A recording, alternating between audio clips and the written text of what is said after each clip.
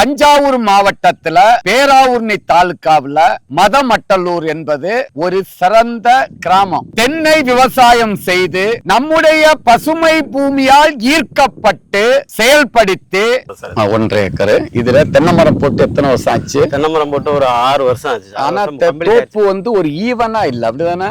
பெரிய மரங்கள் சின்ன மரங்கள் ரெண்டும் மிக்ஸ் பண்ணி இருக்கு. என்ன காரணம்? கீழே மண் வந்து ஈல மண்ணா இருக்கு. கீழே தண்ணி சீக்கிரம் குடிக்குதா?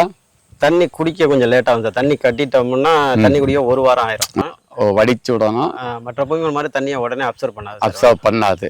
அதனால தென்னங்கன்றுடைய வளர்ச்சிகள் வந்து தடைப்படுது. இந்த தூருக்கும் மண் அணைச்சிருக்கீங்க, அப்படிதானே? ஆமா சார். எல்லா மரங்களுக்கும் தூருக்கும் மண் அணைச்சிருக்கீங்க. இது யாரும் உங்களுக்கு மண் அணைக்க சொன்னது? நம்ம வீடியோ பார்த்து தான் சார் பண்ணிக்கிட்டது. நம்ம வீடியோ எல்லா வீடியோவும் நம்ம மேக்சிமம் பார்த்துருவோம் சார்.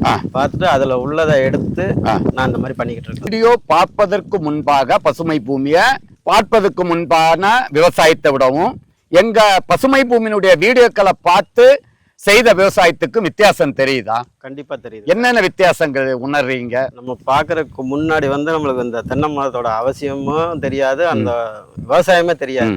நம்ம அந்த மாதிரி தென்னை மரத்தை போட்ட பிறகு நம்ம வளர்ச்சி கம்மியா இருக்குன்னு சொல்லிட்டு நாடிதான் நம்ம உங்க வீடியோ பார்த்து அதுல இருந்து கொஞ்சம் கொஞ்சமா லேர்ன் பண்ணி தான் இந்த மண்ணை அணைச்சதுக்கு அப்புறம் இப்ப மரம் நல்லா இருக்கு. மரம் நல்லா இருக்கு. இப்ப நம்மளுக்கு என்னன்னா பூச்சி தொந்தரவு அதிகம். பூச்சி தொந்தரவு அதிகம். குருத்துல வந்து பூச்சிகள் விழுகுது, அதனால சிவப்பு கூன் வண்டு பிரச்சனை விழுகுது. இப்ப இதுக்கு தீவும் தென்னை மரம் காய்க்கணும். இதுக்கு இன்னைக்கு பசுமை பூமி நம்ம தோட்டத்தை வந்து கலாய்வு செய்ய வர சொல்லியிருக்கேன், அப்படிதானே? வேற என்னென்ன பிரச்சனைகள் பேஸ் பண்ணிட்டு இருக்கீங்க? பெருசா வந்து இந்த பூச்சி தொந்தரவு தென்னை மரத்தை பொறுத்தவரை அந்த பூச்சி தான் சார் என்னால கண்ட்ரோல் பண்ண முடியல. மற்றபடி எல்லாம் வேற ஒன்றும் பிரச்சனை இல்லை. அந்த பூச்சிக்கு என்னென்ன மருந்து கொடுத்துக்கிட்டு இருக்கீங்க? இதுவரையும் மானக்கொட்டை பாசு, பைட்டலான் பவுடர் இதுதான் சார் கலந்து கொடுத்துட்டு இருக்கோம். மேக்சிமம் மானக்கொட்டை பாசு தான் கொடுக்குறது. இப்போ வந்து 2-3 மரம் வந்து நம்மளுக்கு ரொம்ப குருத்து வரையும் பட்டு போச்சு. இதனாலதான் சரி சாரை நேர்மமா கொண்டாந்து நம்ம களத்தை வந்து ஆய்வு பண்ணி அதுக்கு என்ன மெடிசன் கரெக்டா கொடுக்கணுங்கிறத நான் தெரிஞ்சுக்கணும். அனுபவம் இல்லாம கொடுக்கறது கூட குறைச்சு கொடுக்குறோம். அதனால எனக்கு நிறைய மைனஸ் வருது. அனுபவத்தோட அதை கொடுத்தோம்னா நம்ம பிள்ளைய வளர்க்கணும், பாதுகாத்து அதை வளர்க்கலாம். ஒரு தென்னம்பிள்ளைக்கு எவ்வளவு மருந்து கொடுக்கணும், எந்த அளவு கொடுக்கணும் என்பதை தெரியாம அவங்க அளவுக்கு அதிகமாக கொடுத்து திரும்ப அந்த நோய் வீரியம் அடைந்து, ஏன்னா மருந்து கூடுனாலே உங்களுக்கு தெரியும் அது கெடுதல்.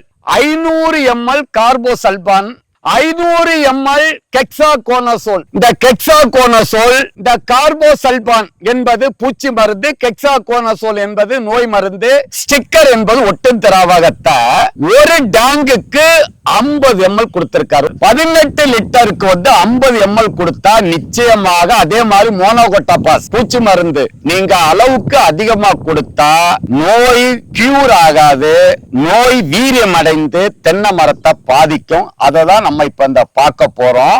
அப்ப நீங்க மோனோகோட்டாபாஸோ கார்போசல்பான் நோய் பூச்சி மருந்து 1 லிட்டர் தண்ணிக்கு அதிகபட்சம் 2 to 4 ml யூஸ் பண்ண. அந்த குருத்து அழுகலா இருக்கட்டும், கட்டை குருத்து அடிக்கிறதா இருக்கட்டும், குருத்தினுடைய ஓரங்கள் எரியறதா இருக்கட்டும், தயவு செய்து அந்த காப்பர் ஆக்சி குளோரைடுன்னு சொல்லுவாங்க, பைட்டலோனா இருக்கட்டும், ஏதாவது ஒரு நோய் மருந்து 1 லிட்டர் தண்ணிக்கு 1 to 2 ml யூஸ் பண்ண. அதே மாதிரி ஒட்டும் திராவகம் 1 லிட்டர் தண்ணிக்கு 1 ml கலந்து குருத்து வழியாகவோ இல்ல ஸ்ப்ரே பண்றதா இருந்தாலோ கண்டிப்பாக அந்த பூச்சி நோயிலிருந்து குணமாகுமே தவிர அது இன்னொன்னு உபாதைகளை கிரியேட் பண்ணாது. அடுத்தபடியாக ஒரு பானை சோறுக்கு ஒரு சோறு பதம் என்பது போல நம்ம பசுமை பூமியினுடைய வீடியோக்களை பார்த்து இங்க பாருங்க, வளர்ந்த கண்டை எப்படி நடவு செய்திருக்காருன்னு பாருங்க. ஏறக்குறைய 1 வருடம் வளர்ந்த கண்டுகளை நீங்க எல்லாரும் நடவு செய்வீங்க. எந்த ஒரு அந்த கண்டுகளும் சாய்வு இல்லாம நேராக இது நடவு செய்து எத்தனை நாள் சார் ஆச்சு? இது நடவு செய்து 1 மாசம் ஆகுது. சூப்பரா பண்ணிருக்காரு. குயிக்கர் அவதார் கண்டுகள், சின்ன கண்டுகளை நடவு செய்யாதுங்க, வளர்ந்த கண்டுகளை இதே மாதிரி நடவு செய்யுங்க. என் நண்பருக்கு பாராட்டு. இதுல இனி ஒரே ஒரு தவற மட்டும் உணர்த்த விரும்புகிறேன். எப்போதுமே நீங்க மண்ணு அணைக்கும் போது கட்டியோட அணைக்க கூடாது. கட்டியோட அணைச்சா மண்ணு இருகும். இப்படி பண்ணுனா காங்கிரீட் போட்டது மாதிரி இருக்கு. அடுத்து இங்க இருக்க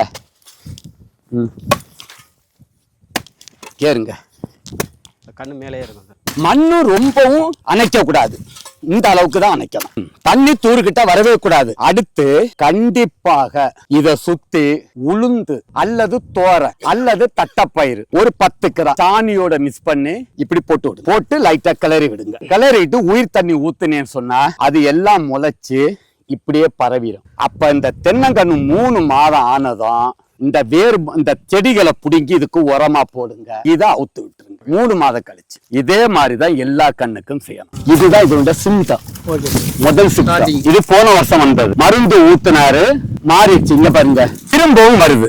இந்த மண்ணுல ஃபர்ஸ்ட் பிரச்சனை இருக்கு. இந்த வியாதிக்கு பேரு லீப் ராட், இலை உரை அழுகல் நோய். அந்த மரம் 6 வருஷம் ஆச்சு, ப்ராப்பரா வளரல. ஆனா அந்த மரம் காய்ச்சி, இந்த மரம் அளவா காய்ச்சிருக்கு. அப்ப மண்ணுல என்ன பிரச்சனைன்னு சொன்னா, மண்ணு தென்னைக்கேத்த மண்ணு இது கிடையாது. இது களி. என்ன மண்ணு?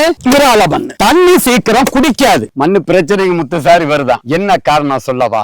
எங்க கோரை அதிகமா வளருதோ, கோரை வளர்ந்துருக்கா? நல்ல மண்ணுல கோரை வளராது. கெட்ட மண்ணு, களிமண்ணு. அப்ப இந்த மண்ணு இயற்கையா நெல் விவசாயத்துக்கு தான் சிறந்தது. 2 to 3 கிலோ கண்ணா இருந்தாலும் சரி, பெரிய மரமா இருந்தாலும் சரி. வேப்பம் புண்ணாக்கு எண்ணெய் எடுக்காதது 1/4 கிலோ to 1/2 கிலோ எடுக்காதது. எல்லாம் பசுமை பூமியில கிடைக்கல. காய்க்கிற மரத்துக்கு 1.5 கிலோ பொட்டாசு, மீதி எல்லாம் 1. எல்லா மரத்துக்கும் 1 கிலோ சூப்பர். சின்னது பெருசு வேர் வளர்ச்சி. யூரியா பெரிய மரங்களுக்கு 1 கிலோ அல்லது 1.5 கிலோ, கண்ணுகளுக்கு 1/4 கிலோ அரைக்கும். வருஷத்துக்கு ஒரு தடவை வைக்க கூடாது. அந்த உரத்தை 2 தடவையா பிரிச்சு கொடு. அது எப்படி கொடுக்கணும் நான் காமிக்கிறேன். ஒரு மரம் 300 காய்க்கணும். அதுக்குள்ள ஐடியா சொல்றேன். இந்த காய்க்கிற மரத்துக்கு 3 கிலோ ஜிப்சம், கண்ணு பெருசு எல்லாத்துக்கும் கொடுத்துருங்க. சூப்பர் 1 கிலோ எல்லாத்துக்கும் கொடுத்துருங்க. எண்ணெய் எடுக்காத வேப்ப முன்னாக்கு 1/4 கிலோ 1/2 கிலோவா எல்லா மரத்துக்கும் கொடுங்க. காய்க்கிற மரத்துக்கு மட்டும் வருஷத்துக்கு 1.5 கிலோ பொட்டாசு. விழுகிற கழிவு எல்லாத்தையும் போட்டாமா. இதுல வைக்கோல் கிடைச்சா போடுங்க. வாழை தண்டு, சருகு, இலதலை, என்னென்ன வேஸ்ட், எருக்கஞ்செடி, என்னென்ன வேஸ்ட், வேப்பம் இலதலை. உணவே மருந்து, மருந்தே உணவு. ஒரு செடி வளரணும் அப்படின்னா 16 வகையான ஊட்டச்சத்துக்கள் தேவை. அவை என்னவென்றால் நுண்ணூட்டச்சத்துக்கள், பேரூட்டச்சத்துக்கள், கனிம ஊட்டச்சத்துக்கள், வளர்ச்சி ஊக்கிகள் போன்றவை ஆகும். இவை எல்லாம் உள்ளடக்கியதே நமது பசுமை பூமியின் கற்பக ஆர்கானிக் கலப்பு உரம். இதில் எலும்பு மச்சை, மீன் உரம், வேப்பம் புண்ணாக்கு, கடலை புண்ணாக்கு, கடல் பாசி, humic acid, fulvic acid, bio potash, கோடியேறு, அக்ரிலைம், ஆமணக்கு புண்ணாக்கு, இயற்கை முறையில் பேரூட்டச்சத்துக்கள், 2ஆம் நிலை சத்துக்கள், பயிர் வளர்ச்சி ஊக்கிகள், அஸ்கார்பிக் ஆசிட், அமினோ அமிலம், தாதுப்புக்கள் போன்ற ஆர்கானிக் சத்துக்களை மட்டுமே உள்ளடக்கியது. இதை வாழை, ரப்பர், காப்பி, நெல்லி, தேயிலை, பூச்செடிகள், நிலக்கடலை, பாக்கு, காய்கறிகள், தென்னை, ஏலக்காய் போன்ற அனைத்து விதமான பயிர்களுக்கும் பயன்படுத்தலாம். இதை பயிர்களுக்கு பயன்படுத்தும் போது 1 ஏக்கருக்கு 50 to 100 கிலோ வரை பயன்படுத்தலாம். தென்னைக்கு 1 வருடத்திற்கு 5 கிலோவாக 4 தடவை பிரித்து கொடுக்க வேண்டும்.